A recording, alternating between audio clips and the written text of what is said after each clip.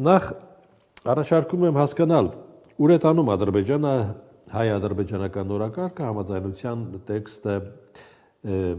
խաղաղության պայմանագիրը համաձայնեցնելուց հետո։ Գիտեք, մենք, եթե չեմ սխալվում, նախորդ մեր հանդիպումների ժամանակ քննարկեցինք, թե իրական ռազմավարությունը Ադրբեջանի ինչ բաղադրիչներ ունի, եւ այստեղ մենք պիտի հասկանանք, որ մի կողմից կա այն հստակ պատկերացումը, որ Ադրբեջանը փորձում է օգտագործի այդ ռազմական բալանսի բացակայությունը, իր ուժային ունակությունները լրացուցիչ ինչ-որ դիվիդենդներ պոկել հայկական կողմից, մյուս կողմից նաև կա իսկապես շատ լուրջ եւ շատ կարեւոր գործոն Ադրբեջանի ղեկավարության համար, որ հակահայկական այդ դիսկուրսը, ռիտորիկան շատ ակտիվ օգտագործվում է նաև Ադրբեջանի ներքաղաքական կայունությունը, սոցիալ-տնտեսական խնդիրների լուծման բացակայությունը արդարացնելու առումով։ Եվ այդ ֆոնի վրա Ադրբեջանը, որը որ պարզ է, որ այս ռազմաքաղաքական, ռազմատեխնիկական բալանսի բացակայության դեպքում որևէ սպառնալիքներ չունի հայկական կողմից, փորձում է այս օգտագործել եւ նաեւ չկա, մենք չենք տեսնում նաեւ արտաքին կամ ներքին ինչ որ գործոններ, որոնք որ կարային զսպեին Ադրբեջանին, ինչ որ մի ձևով ստիպեին արագացնել այդ բանակցային գործընթացը, նույնիսկ ասենք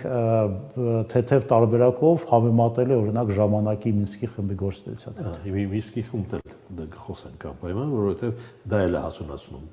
Ադրբեջանը։ Բայց բերեք այսօրվա հայտարարությունը վարչապետը այսպիսի միտք է հայտնում, որ համաձայնագրի ստորագրման շուրջ քննարկումների փուլ է սկսվում։ Ինչ քննարկման մասին է խոսքը։ Դե հայկական կողմի մոտեցումները հասկանալի են, կարծում եմ նաև տրամաբանությունը ինչի եւ ընդհանուր առմամբ հայկական կողմը շահագրգռված է այս փաստաթղթի շուտապույտ կնքմանը եւ նաև հասկանալի են քաղաքական, այդ թվում նաև ներքաղաքական, գաղափարախոսական ինչ որ պատճառներ, ինչի նաև Հայաստանի իշխանությունները շահագրգռված են այդ գործընթացում եւ պարզ է, որ նաև նպատակներից մեկը հայկական կողմի ցույց տալ, որ այդ գործընթացը իսկապես ինչ որ ձևով շարունակվում է եւ դրան ի պատասխան մենք տեսնում ենք, որ Ադրբեջանը փորձում է կամ լարվածության ինչ որ ինցիդենտներով փորձի այլ տարբերակ, այլ պատկերացում ստեղծի կրակոցները կամ պարզապես հերթական անգամ իր այդ նախապայմանները կամ նախապայմաններին մոտ հայտարարություններ առնի, լինի դա սահմանադրության հետ կապված, թե ասենք կոմունիկացիոն խնդիրների լուծման, բացման այն տարբերակով, որը որ առաջարկում է Բաքուն։ Այսինքն փաստաթղթից դուրս գործողությունների մասին։ Այո, լրացուցիչ եւ այստեղ բազմից նաեւ նշվում է գործընկերները, փորձագետները, լրագրողները միշտ նաեւ այդ հարցն են բարձրացնում, եթե այդ 17 կետերը արդեն պայմանավորություն կա, դրանից ավելի ինչ է ուզում Ադրբեջանը, նշում են, որ Ադրբեջանը ուզում է լրացուցիչ ինչ որ մի բան ստանալ կամ լրացուցիչ դիվիդենդներ ստանալ եւ դրանք կարող լինեն այդ 17 կետից այլ ինչ որ տրամաբանության մեջ եւ նաեւ շատ հստակ, օրինակ այդ պատկերացնենք, դա էլ է ստանում, հետո էլի է լինելու։ Դե իրականում եթե Ադրբեջանի կողմից չկա պատրաստակամություն եւ չկա շահագրգռվածություն այդ փաստաթղթի շուտապույտ ստորագրման, Դուք ինչ եք կարծում, կա թե չկա։ Չկա, իհարկե չկա։ Այսօրվա տրամադրությունները երեք այսօր առաջացել է Անտալիայից հետո, թե սխալվում եմ։ Անտալիան պարզապես վերջի, ասենք, դիվանագիտական միջոցառումներ, որտեղ այդ հարցը բավականին ակտիվ քննարկվել էր մեր տարածաշրջանային համատեքստում, հասկանալի է, որ նաև Անտալիայի այդ միջոցառման համար Հարավ Կովկասի հարցեր առաջնահերթ չեն եղել, բայց կարծում եմ նմանատիպ նաև հնարավորություն կլինեն մոտակա այլ ֆորմատներով ներառյալ նաև այդ հայտարարությունները, որ հնարավոր է նաև Հայաստանի եւ Ադրբեջանի ղեկավարները հանդիպեն մայիսի 9-ին Մոսկվայում։ նոր սահմանադրության տեքստում չպետք է լինի հղում անկախության հռչակագրին, կարծում է վարչապետը։ Դա այսօրվա նորությունները։ Մի գուցե սա էլ է վերաբերում այն քննարկմանը, որի մասին էլի ասում է վարչապետը։ Այո, կարծում եմ հասկանալի է, որ երբ որ յուրաքանչյուր պահ ադրբեջանական կողմը փորձում այդ նախապայմանը եւ հրապարակային եւ նաեւ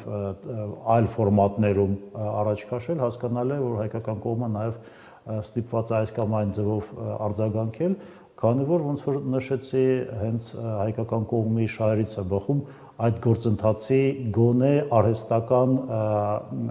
ասենք, ուժղացման կամ արագացման փուլը ցույց տալը։ Լավ, ինչքան էլ արագացման ժամանակ խլող process է, չէ՞։ Մենք գործ ունենք։ Դե եթե նույնիսկ մենք տեսական համարենք, որ այդ սահմանադրական հանրակրվեն պիտի կազմակերպվի, ապա քաղաքական նպատակարարությունից ելնելով կարծում եմ իշխանությունների համար դա այդքան էլ նպատակարար չի լինելու, որ համընկնի, ասենք 26 թվականի խորհրդական ընտրությունները, միջ դժվար թե միջև այդ հնարավոր լինի համադրել խորհրդական ընտրությունների համար, դա պարզապես վնասակար կլինի իշխող կուսակցության համար, հետևաբար ես կարծում եմ, որ եթե իշխող կուսակցությունը կարողանա նաև 26 թվականի խորհրդական ընտրությունները հաղթի, ապա դրանից հետո այդ շրջանն է լինելու, բայց ես չեմ բացառում, որ նաև ներգրավելով տարածաշրջանային գործընկերներին, որ միջև այդ,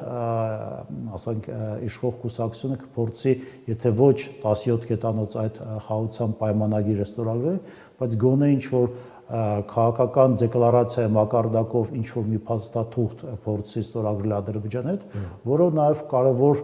փաստարկ կարա լինի քարոզչական կամ քաղաքական բնույթի, նաև ներքաղաքական պայքարում եւ հատկապես խորհրդանական ընտրությունների համատեքստում։ Բայց ոչ կարգավորում վերջնական։ Իրականում շատ լավ դուք հասկանում եք եւ նաև մենք բազմիցս օրինակներ կարանք բերենք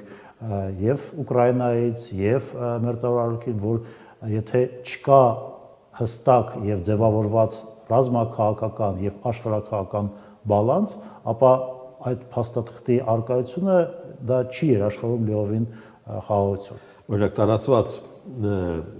գնահատականներից մեկն այն է, որ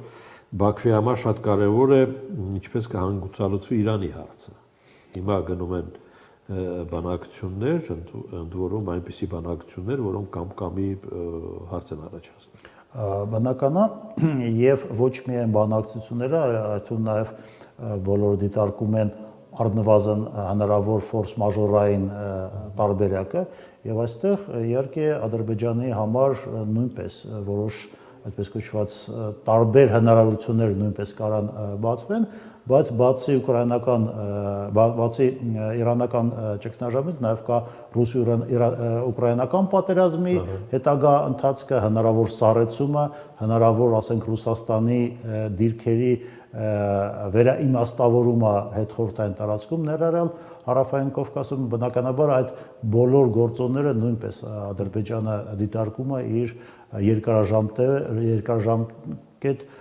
ռազմավարության համատեքստում։